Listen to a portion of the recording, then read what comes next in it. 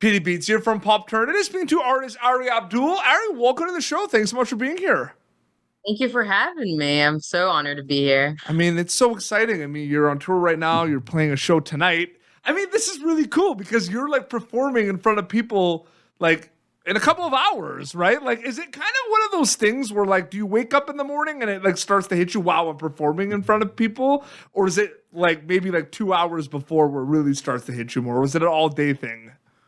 I feel like I'm really like it's interesting for me because a lot of people are like, are you nervous? Like it's coming up in like a few days or like a few weeks or even the day of. But the odd thing about me is I don't really feel like the nerves or process it until like I'm up there on that stage and I'm like, wait a minute. I'm performing for everyone right now.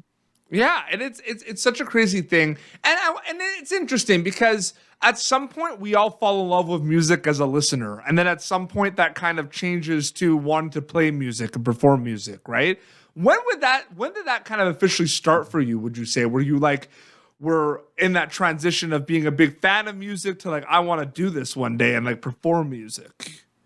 But when did that happen? Like once again, still like haven't processed anything, but being the biggest fan, I remember shows were the biggest deal for me ever. Mhm. I was like, oh my goodness, I've been listening to this person and I finally get to see them myself. Like it kind of processes like you started to realize like they're a real person Mhm. and they're in front of me. And it was funny because just now before getting into the venue, there's currently, a few people outside and they were like, you're a real person. And I was like, you guys are real too. So it's so insane to like actually be able to be here and get to perform on stage. And it's a crazy thing because when it's interesting because you have Baby Doll and then you have Baby Doll Speed, the sped up version. It is the same song, but does it feel like they're completely two different songs at this point? Like I'm just curious about that. Yes. Yes, oh my goodness. It's so insane. And I think something funny for me is like there's such different energies when you hear them because you hear the original like Baby Doll and it's kind of slow and it's moody and it's such a like specific vibe. And you put the sped up one and right away like it's like energetic and it's like wow this is like fun and you kind I mean the first video that went viral for that song was me jumping up and down like insane just like almost like as if it's a mosh pit. So yeah, they definitely feel like two different songs for me, but yeah, I love them both. What was the type of music that you listened to growing up? Were you into a lot of different genres of music? Oh my goodness, so many. But I mean, for my own sound that I have now, it's definitely influenced from like 2013 to 15. The Neighborhood, Mhm. Arctic Monkeys, Lana Del Rey, Melanie Martinez. It was kind of, I like to call it the Tumblr era. Also, if you hear that, my apologies. Once again, we are getting ready to go on stage. Rock and roll, touring life. All You already know it. You already know it. I mean, it's my first day of tour, and I'm so excited. I'm so happy for you, honestly. That's so Thank you amazing. so much. And then there's more dates later, right? Like, aren't you going? Are you going to Europe? Yes, it's my very first time ever going over to Europe. There's 8 shows in total. And yeah, this is See, that truly just noise in the the start. background was a good segue to promote the European tour. Yes. Oh man, it's so good. I asked you about the transition between kind of being a fan and then wanting to do it and performing. At some point, there was going to be a situation where the success of some of your songs, there's going to be kind of those thoughts in your head. Well, wow, I could really do something here. I could maybe tour. I could make records and everything. What were some of the first preliminary mindsets or steps for you with a goal specifically? Like, was touring something you really wanted to do? Was it cutting a record? Was it doing music videos? Or was it like all of the above, so to speak? I mean, I feel like they all slowly came about. I feel like this is commonly known, but my story, as I became an artist, was this was never quite, the plan for me. Mhm. I didn't grow up of being like, one day I'm going to pursue music. I'm going to start writing and touring and I'm going to be, a star. I was, actually studying like marketing, did not know I could sing at all. And it kind of was an accident, the whole thing. So everything is kind of a learning process for me, and seeing what I love and what I don't love. But in all honesty, and I mean this like so genuinely, there hasn't been one thing that I haven't fallen in love with. And I feel like out of all those things you listed, touring and doing shows, it's so new to me. Like, not only is this the first show tour, but this is, my fourth show ever, my fourth time in front of a crowd.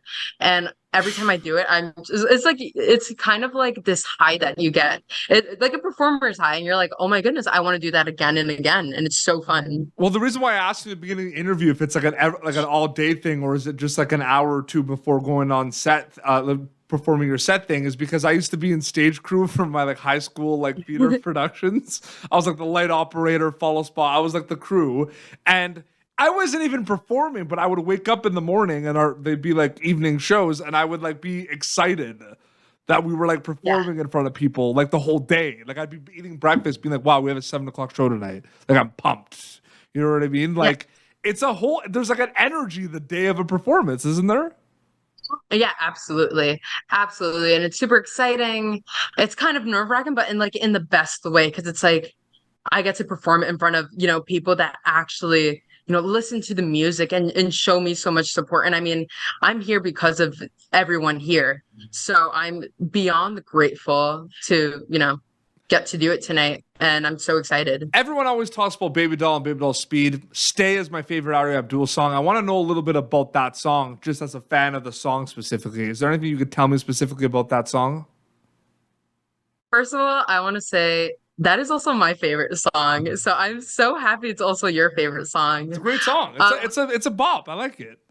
Yeah. I mean, not to talk about BABYDOLL, but when BABYDOLL came out, I had no idea how to sing.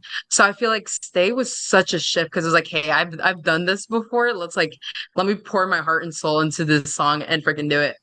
But yeah, I love writing about kind of experiences and bring out a lot of emotions in a song rather than have like an exact narrative. I like it to be more of a feeling. And for Stay, I remember being like, let's write a song that's kind of toxic and codependent, but have it be kind of twisted that it's the person, conveying the song. Not exactly, I'm not calling myself toxic or codependent, but I was like, have it be open to interpretation and have like that feeling of longing. And I feel like, not to be biased, but I feel like we absolutely nailed it. And that is one of my favorite songs. And I love the way that song feels. Absolutely. So I definitely picked a good song to say that was my favorite song. It's also your favorite song. Absolutely. No, I love that. I love that we're having this bonding moment. 100%. So here's the thing. This is pretty crazy. And, right now you have over 5 million monthly listeners on Spotify on a monthly basis. So insane. Okay. It gets even more insane, because I'm going to break it down to make it even more insane for you. Okay. Yes, that's a lot of people on a monthly basis listening to your music. That's one platform. If you think about it, like, people can access your music on other platforms. Like, this one, we're talking about Spotify. We're not saying like across like Apple Music, YouTube, Spotify. It's like you have like over 5 million people listening to you. We're talking about one app. Like, isn't that crazy? So it's so crazy to me, because then if you think about streams on songs, I mean, I've had Spotify since I was about 15 or 16. So a lot of times I'll post on my Instagram story and I'll be like, thank you guys so much. Like, the song just hit X many streams, but then I forget, that's only one platform. So it's so insane to think about like how, and like, I have not processed it, because once again, it's like, this is all so new to me. So just seeing these numbers, sometimes I'm like, there's no way that's real. And there's going to be a point where there's like this exponential explosion of BABYDOLL and BABYDOLL Speed. Do you remember that specific time where you were like, wow, like, this is going to be crazy? Like, was there a kind of point or a moment? Did it get shared? Was there a specific video? Like, what was that moment where you were like, oh my goodness, this is crazy? Yes, and I would love to give you that entire story, because it's one of my favorites to constantly tell. But basically, once again, I didn't sing, and the whole idea to make a song was my best friend's. He was producing. He still produces to this day, and he has, like, most of my songs he produces. It's Thomas LaRosa. And he was like, hey, so my mom said, why don't you make a song? And I was like, why would I do that? I did it. It happened to be Baby Doll. And I remember we posted it on TikTok. No one cared. No likes, no comments. Like absolutely did nothing. And I kept posting it. And then I felt kind of like, we did the song. It was fun to record, but it just exists now. And then it just happened randomly. Mind you, this is back in August. Mhm. And this song, it was a random day in December of 2021 where I sped up the song. I put it on TikTok. And the next morning I woke up. It was so viral. And I had all these notifications. And I was getting emails from record labels. And I was like, Thomas, what do I do? Like, what is happening? And I mean, that's the start of it all. And then So the it's rest was so history, insane to think about. basically, if you think about It's so insane. I mean, I'm sitting here right now. You hear the drums in the background, and I'm about to perform a like full set in front of people who listen to my music. And it all started from a random video that a song I did by chance, just out of kind of boredom. It's so crazy, and people can catch you on tour this fall, and then wherever your music is, people can listen to it. Literally, like it's not just Spotify; they can listen to it everywhere they listen to music. Everywhere. And I want to say thank you so much for coming on the show. So great chatting with you. Thank you so much for having me. And your Instagram account, if they just put Ari Abdul, they'll find it, right? They definitely will. I mean, funny enough, my Instagram is like my full name. Ari is short for Ariana. Okay. But just type in Ari Abdul and it should be the first one. Awesome. Well, thank you so much for your time, and all the best with the show tonight and the rest of the tour days. It's so exciting. Thank you so much. I'm super excited. Thank you for having me. Well, this has been Popturnative. YouTube.com/Popturnative for previous episodes. Until next time, it's Ari Abdul and PD Beats signing off. Thank you for tuning in to Popturnative. Make sure to check out our past episodes of Popturnative on YouTube. This has been an Autograph Communications production.